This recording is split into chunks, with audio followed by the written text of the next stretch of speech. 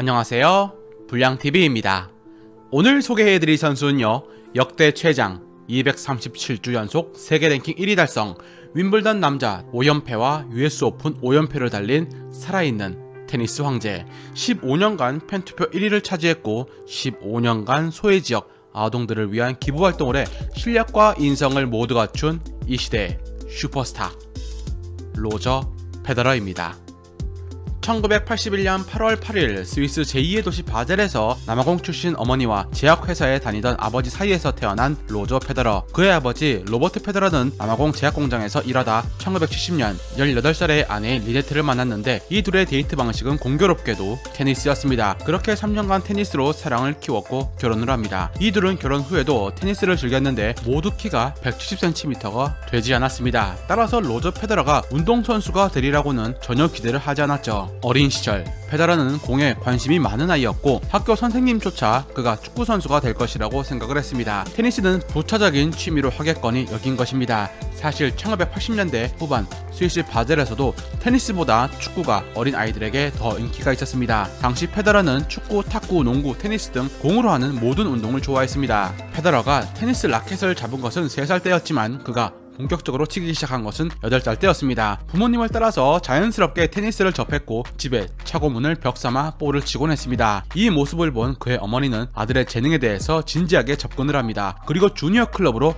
그를 집어넣었죠. 1980년대 스위스에서 축구와 겨울 스포츠가 가장 인기 종목이었고 테니스에 대한 분위기는 그리 뜨겁지 않았습니다. 따라서 젊은 선수들이 재능을 보여도 크게 기대하지 않았고 세계적으로 큰 성공을 거둘 것이라고 생각도 하는 분위기가 팽배했습니다. 이런 분위기는 그가 두각을 나타냈을 때도 마찬가지였습니다. 이 시기 페더러의 클럽에 세계 랭킹 173위였던 피터 카터라는 호주 출신의 코치가 들어오면서 페더러의 테니스 인생은 전환점을 맞이합니다. 테니스 선진국이 아니었던 스위스 바젤에 8달에 페더러는 투어 프로였던 카터에게 직접 테니스를 배울 수 있었던 것은 귀중한 기회가 되었습니다. 그리고 2년 후 어느 날 카터는 페더러의 집에 전화해 로저의 아버지에게 당신 아들 로저는 테니스 선수로 미래가 밝아 보입니다. 재능이 있습니다 라고 전합니다. 페더러의 재능을 카터가 발견했지만 세계를 평정하기 위해서는 테니스 스킬이 필요했습니다. 이런 무기를 제공한 사람이 때마침 가까이 있었죠. 체코에서 스위스로 온 이민자 카코프스키는 페더러를 첫날 보자마자 그의 엄청난 재능을 알아차립니다. 그리고 6년간 페더러의 플레이 스타일을 하나씩 조각하기 시작합니다. 카코프스키는 한손 백핸드 애찬원자였고 페더러도 똑같이 한손 백핸드를 배워나갑니다. 한편 어린 시절의 페더러는 지금의 조용하고 폼있어 보이는 모습과 다르게 작은 악마라고 불릴 정도로 코트에서 소리를 지르고 라켓을 던지고 성질이 불같았습니다. 상대가 멋지게 포인트를 따면 로저는 럭키라고 소리를 질렀습니다. 그래도 그의 코치 카코프스키는 크게 개의치 않았죠. 지금까지 많은 선수들이 고함을 지르며 이 더러운 테니스 때려쳐야지 라고는 들어봤지만 페더러는 이런 말을 단 한 번도 한 적이 없었기 때문입니다. 페더러의 어머니가 이런 말을 했습니다. 로저, 네가 코트에서 감정 조절을 못하고 소리를 지르는 것은 네트 너머 상대에게 당신은 이제 나를 이길 수 있습니다 라는 메시지를 보내는 것과 마찬가지란다. 네가 원하는 게 그거니? 이 얘기를 듣고 로저 페더러는 바뀌기 시작합니다. 그는 11살 때 주니어 그룹에서 스위스 2위에 올라섭니다. 12살 땐 12세 미만 스위스 챔피언에 등극을 했죠. 하지만 아무도 어린 스위스 챔피언 로저 페더러에게 큰 기대를 하지 않았습니다. 주위에 누구도 그가 테니스 역사상 최고의 선수는커녕 세계 1위조차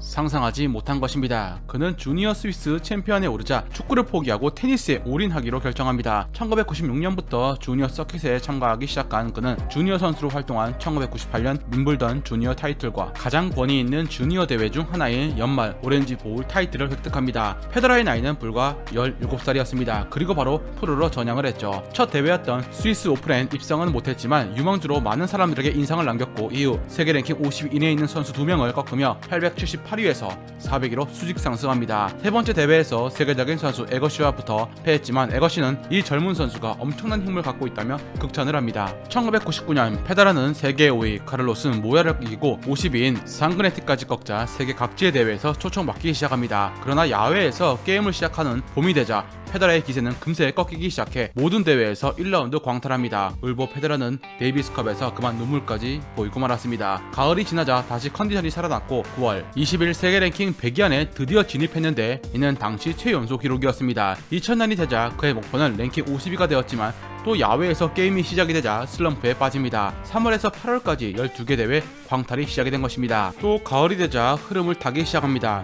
시드니 올림픽에서 비록 메달을 따지 못했지만 준결승까지 갔고 스스로도 최고의 대회라며 만족을 합니다. 29위로 2001년을 시작한 그는 마침내 세계 정상에 서게 됩니다. 알프스 소녀 힌기스와 페어가 되어 정상에 올라 첫 메이저 타이틀을 얻었습니다. 이후 마르세이와 로트르담 대회에도 각각 준결승과 결승에 진출해 랭킹 20위 안에 진입합니다. 그리고 지금까지 그의 발목을 잡았던 야외 게임도 극복합니다. 흙바닥에서 치러지는 클레이 대회인 프랑스 오픈에서 처음으로 그랜드슬램 8강에 진출합니다. 이어서 윈블던에서 놀라운 대활약을 보였습니다. 프로 데뷔 이래 페더러는 이 테니스 성지에서 한 번도 이기지 못했지만 이때는 달라 당시 전설이던 피트 샘프라스를 이겨냅니다. 이후 부상 때문에 부진했지만 어딜 가나 샘프라스를 이긴 남자라며 큰 주목을 받습니다. 2002년 겨울 동안 열심히 트레이닝을 통해서 부활했고 랭킹 10위 자리에 오르게 됩니다. 하지만 그는 자만했고 당연히 이길 거라고 생각했던 랭킹 154위에게 패합니다. 거기에 그의 스승이었던 카터가 38살의 나이에 교통사고로 사망합니다. 당시 그는 테니스에서 지는 것과는 비교가 되지 않을 정도로 힘들고 슬프다고 얘기했습니다. 은사를 잃은 쇼크는 플레이에 영향을 주어서 자신감을 잃은 페더러는 대회에 나가도 이기질 못했습니다. 정신적으로 이미 한계였고 테니스를 못 칠 것만 같았죠. 이런 그의 정신을 회복시켜준 것은 사망한 카터의 부모님이었습니다. 카터의 아버지는 페더러에게 할 수 있는 최선을 다해주렴, 피터는 언제나 네 생각뿐이었단다 라고 말해주었고 페더러는 6위까지 오르는 기염을 터뜨립니다. 그리고 본격적으로 톱을 노리기 시작해 2003년 첫 그랜드슬램 우승 윈블던을 거머쥐었습니다. 이후 대회에 나가기만 하면 준결승 이상에 무조건 들어갑니다. 이 기세는 2004년으로 이어집니다. 거의 모든 대회에 독식해 남자 테니스계를 떠들썩하게 만들었죠. 4개의 그랜드슬램에서 무려 3개 대회를 우승했고 랭킹 10위 안에 다른 선수들에겐 한 번도 지지 않았습니다. 랭킹에 비해서 그랜드슬램과 마스터즈에서 약한 모습을 보이던 이전과는 전혀 다른 모습을 보이기 시작한 것입니다. 2004년 그의 기록은 74승 6패로 무려 11개 대회에서 우승합니다. 세계 랭킹 1위에 오른 그는 이후 4년 동안 1위 자리를 내주지 않았습니다. 2005년에 페더러는 북미 타이틀 4개를 한 해에 다 휩쓴 선수가 되었고 2년 연속 US 오픈을 독식합니다. 이때 우승한 라켓을 당시 허리케인, 카트리나 피해자들을 돕기 위해 경매에 내놓기도 했습니다. 2006년에 나달이라는 흑신이 있어서 클레이 코트 우승을 해내지 못했지만 그는 안드레 에거시에 이어서 단 2명뿐인 4개의 그랜드슬램 대회 결승 진출을 한 선수가 됩니다. 이에 페더러는 딱 2명에게만 패했는데 라파엘 나달과 앤디 머레이였습니다. 페더러는 2007년 호주 오픈에서 단 한 세트도 내주지 않고 우승을 해 10번째 그랜드슬램 타이틀을 따냅니다. 무려 27년 만에 처음으로 무실 세트 우승을 차지한 것입니다. 그리고 최초로 나달을 클레이 코트에서 무찌릅니다. 당시 나달이 흑신으로 정점을 찍어서 81연승을 달리고 있던 시기였죠. 나달이 이 패배에 분노했는지 윈블던 결승에서 페더러에게 5세트 풀 접전을 남깁니다. 페더러에겐 2001년 이후 처음이었던 풀세트였습니다. 2008년 페더러의 10연속 그랜드슬램 결승 진출을 막은 자가 있었으니 무결점 테크니션 조코비치였습니다. 게다가 4년 만에 3대0 완패였습니다. 이때 그에게 희귀병인 전염성 단핵부증이 찾아왔고 폼이 떨어져 나달에게 윈블던 타이틀을 내주게 됩니다. 이 당시 결승전은 2차례의 비로 경기가 지연되었고 그로 인해 7시간 넘게 경기가 진행되었습니다. 이 경기는 테니스 역사상 최고의 명경기로 손꼽혔고 페더러는 패해 단식 우승 기록을 5연패에서 마감합니다. 그리고 나달이 세계 랭킹 1위에 올라 237주 동안 이어진 대기록도 종료되었죠. 나달과의 악연은 다음에도 이어져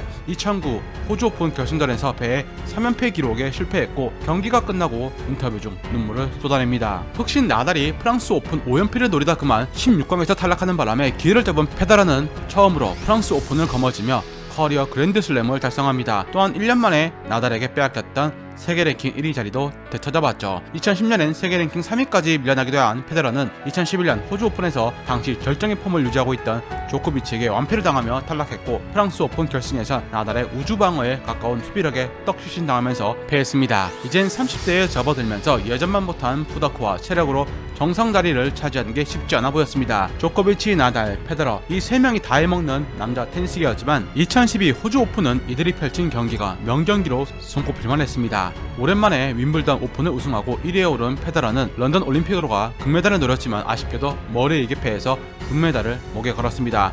테니스계 빅4에 합류하려는 앤디 머레이가 또 페더러를 호주 오픈에서 떨어뜨립니다. 이후엔 116위 선수에게 패하면서 랭킹이 10년 만에 7위까지 떨어집니다. 언론에선 슬슬 페더러의 은퇴 이야기가 꺼내기 시작했지만 인터뷰에서 페더러는 부활을 다짐합니다. 페더러의 최대 천적이라고 볼 수 있는 나달이 페더러의 2014 호주 오픈을 가로막았습니다. 이후 페더러는 좀처럼 그랜드슬램 대회 결승과 인연을 맺지 못합니다. 4월엔 장사 없다지만 이내 그는 내년에 또 결승에 오면 되지 않냐며 덤덤히 얘기합니다. 34살의 페더러 페데러는 2015 호주 오픈에서 14년 만에 16강에 들어가지 못하는 이변을 기록합니다. 체력적으로 이제 후달렸는지 윈블던 결승에서 조코비치에게 무너졌고 US 오픈 결승 역시 또 조코비치에게 무너져 준우승에 머물렀습니다. 2012년부터 조코비치와의 메이저 대회 맞대결에서 계속 패한 페데러는 2016년에 호주 오픈 준결승전도 패하게 됩니다. 페데러는 조코비치와의 이 경기 이후 딸들을 욕실에서 목욕시키다가 어처구니 없게도 무릎 반월판 부상을 당하게 됩니다. 결국 페데러는 2016년 후반기를 모두 쉬었습니다. 2017년 반년간의 재활을 끝내고 호주 오픈 남자 단식 출전을 시작으로 공식 대회에 복귀했으며 결승에서 나달을 만납니다. 무려 3시간 37분에 걸친